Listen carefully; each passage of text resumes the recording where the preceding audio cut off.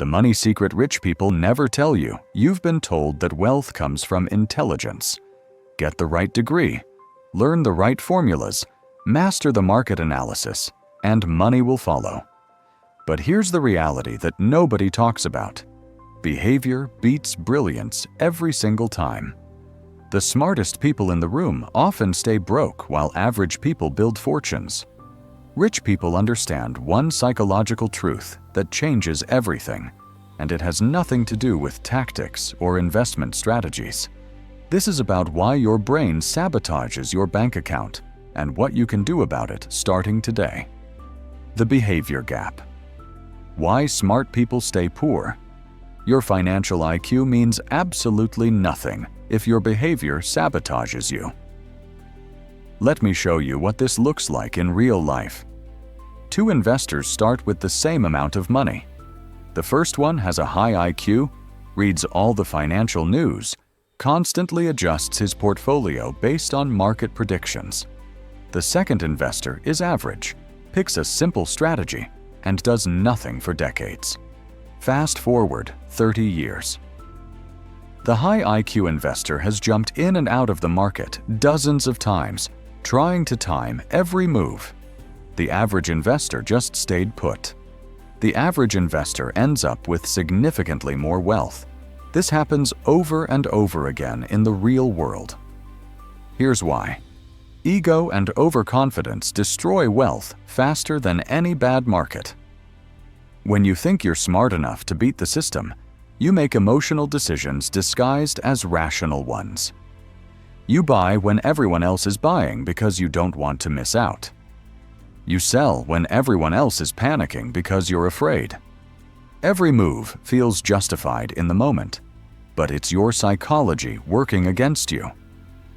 The compounding power of consistent behavior over decades is the most underestimated force in finance. It's not exciting. It doesn't make you feel smart, but it works. A person who invests a modest amount every month for 40 years will build more wealth than someone who tries to make brilliant moves with larger amounts over the same period. The difference isn't intelligence, it's patience. And patience is the most valuable financial skill nobody teaches. We live in a world that rewards speed and punishes waiting. But wealth accumulation operates on a completely different timeline than our daily lives. The person who can sit still while everyone else is freaking out has an enormous advantage. The person who can watch their neighbor buy a new car and not feel the need to compete has already won half the battle. This brings us to the hidden cost of trying to look rich versus being rich. Most people spend money to signal wealth to others. The expensive car, the bigger house, the luxury vacation posted on social media. Every dollar spent on looking rich is a dollar that can't compound for decades. Rich people understand this. They know that wealth is what you don't see. It's the money that stays invested, the car they didn't buy, the vacation they didn't take. Real wealth is invisible because it's still working for you instead of impressing strangers. So if behavior matters more than knowledge, what specific behaviors separate the wealthy from everyone else? Let's break down the 3 psychological traps that keep most people broke. The first trap is comparing your financial journey to others' highlight reels. You see your coworker's new Tesla and assume they're winning. You scroll through social media and see vacation photos and think everyone else has it figured out. But you're comparing your behind-the-scenes struggle to their carefully curated success story. You have no idea what debt they're carrying, what their actual savings look like, or how stressed they are about money when nobody's watching. This comparison game leads directly to lifestyle inflation. You get a raise and immediately upgrade your apartment. Your neighbor buys a boat, so you start thinking about buying one too. Every increase in income becomes an excuse to spend more instead of save more. The gap between what you earn and what you could be building never closes because you keep moving the finish line. The danger here isn't that you're spending money. It's that you're spending it to keep up with people who might be broke themselves. The second trap is confusing reasonable decisions with rational ones. A rational decision is one that maximizes returns based on pure math and logic. A reasonable decision is one you can actually stick with given your psychology and life circumstances. The best investment strategy in the world is worthless if it makes you so anxious that you abandon it at the worst possible time. You might know that holding through a market crash is the rational move, but if you can't sleep at night and end up selling at the bottom, that strategy wasn't reasonable for you. This is why the so-called best investment isn't always the right one for you. Someone might tell you that aggressive growth stocks have the highest historical returns. That's rational. But if watching your portfolio drop 30% in a month makes you panic and sell, then a more conservative approach that lets you sleep at night will actually make you wealthier in the long run. Your psychology is part of the equation, not something to ignore. The third trap is underestimating the power of time and overestimating your ability to time the market. Time in the market beats timing the market, but nobody believes this until they've learned it the hard way. We're seduced by stories of people who bought at the perfect moment or sold right before a crash. Those stories are memorable because they're rare. What you don't hear about are the thousands of attempts to time the market that failed. The seduction of get-rich-quick schemes versus the boring path that actually works is the same psychological trap. Getting rich slowly sounds terrible. It doesn't feel like progress.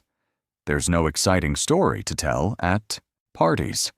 But steady investing over decades is the only reliable path for most people. The boring strategy of putting money in consistently, regardless of market conditions, and not touching it for 30 years will beat almost every attempt to find shortcuts. Here's the part most people miss. Your personal history with money shapes every financial decision you make today. If you grew up poor, you might hoard cash because spending feels dangerous. If you grew up wealthy, you might take excessive risks because you've never experienced real financial consequences. If your parents fought about money, you might avoid financial conversations entirely. These patterns are invisible until you look for them, but they're running in the background of every choice you make. The Wealth Psychology Framework. You can use today, build your financial plan around your actual psychology, not ideal scenarios. Stop trying to be the person who can handle maximum risk or who never feels tempted to spend. Design a system that works with your natural tendencies instead of against them. If you know you'll be tempted to check your portfolio daily and panic, set up automatic investments so you can't easily touch them. If you know you'll spend whatever's in your checking account, move money to savings the day your paycheck hits. The margin of safety principle is this: room for error beats perfect optimization every single time. Don't structure your finances assuming everything will go according to plan. Assume you'll lose your job at some point. Assume the market will crash when you least expect it. Assume emergencies will happen. Build enough cushion that you can survive the worst without making desperate decisions. This might mean you don't maximize every dollar of returns, but it means you'll actually stay in the game long enough for things to work. Define what enough means before you start chasing more.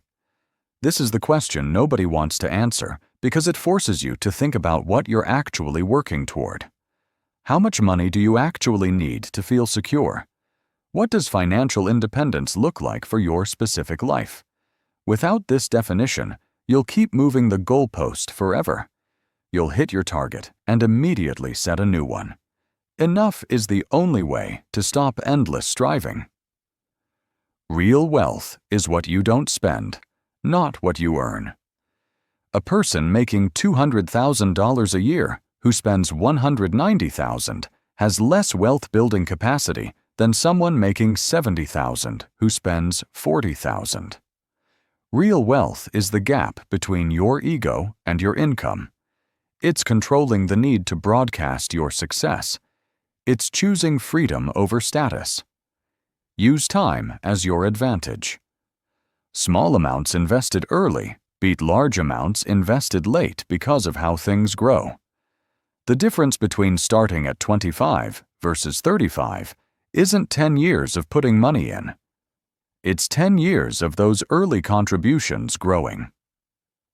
Someone who invests $5,000 a year from age 25 to 35 and then stops will likely end up with more at retirement than someone who invests $5,000 a year from age 35 to 65. That's the power of time. Before every purchase, ask yourself one question. Does this buy me freedom or impress others? Freedom is time, options, and independence. Impressing others is a rental payment on status that never ends. The car payment that stretches your budget impresses people at stoplights for 3 seconds. The invested equivalent buys you months of not having to work a job you hate. Your next move. Wealth isn't about knowing more. It's about behaving better. Start with one behavioral change this week. Stop comparing your finances to people whose situations you don't actually know. Subscribe for more book summaries that change how you think and act.